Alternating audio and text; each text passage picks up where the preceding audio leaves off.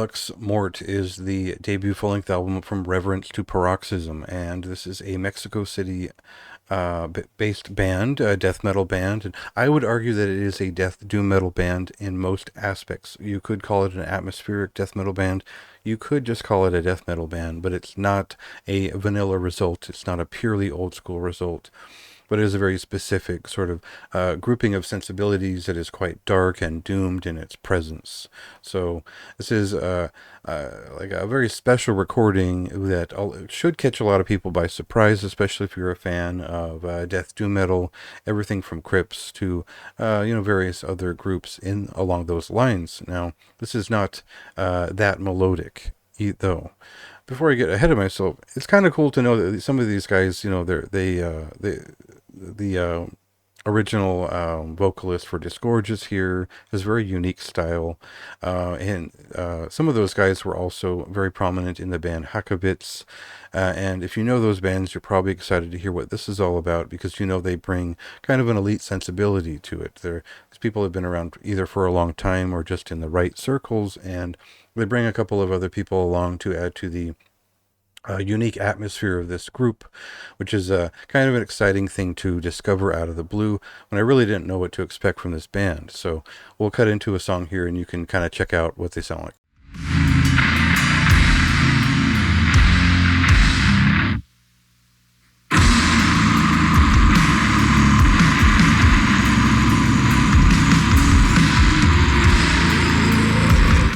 So from the moment that this record started, I got this sense of something maybe like a Slug-a-Thor or like the first Cenotaph record. You hear a little bit of Bolt Thrower in there, and you hear a lot of kind of finished death metal touches. There's a lot of atmosphere to it, and the more you sit with it, there is kind of that Scandinavian death doom metal feeling from the early '90s, like Ripakulu or Eternal Darkness, where though these were still kind of demo era recordings. They were kind of blown out recordings that were amateur, and they kind of had that edge because they were so weird and they were kind of fucked up, and they sounded a lot more mean and just insane because they were kind of unmixed recordings that were from a cool band.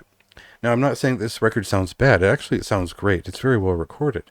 But they do retain that feeling of that underground early 90s kind of death doom feeling, while there's still a little bit of, like Disma, Incantation, and certainly Bolt Thrower here and there if you really dig down into the guts of the guitar playing. So definitely, for me, it reads as a death doom metal album in a lot of ways, a very classic type, especially if you consider Musta Ceremonia and demos like that, where there was kind of a ratio of a lot of quite active and aggressive death metal that would kind of lean into death doom here and there for effect. And you kind of get that here.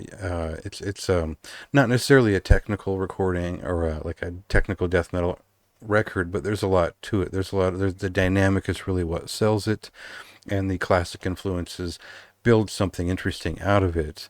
And I think that if you're a fan of atmospheric and quite heavy death metal, that is it'll surprise you with how brutal it is if you just listen to all that mid-paced garbage that people are putting out today, because this is some heavy stuff, and it really impressed me. So it's a high recommendation for me. I think this is certainly one of the more notable recordings from August. Probably one that a lot of people will overlook just from not being familiar with it.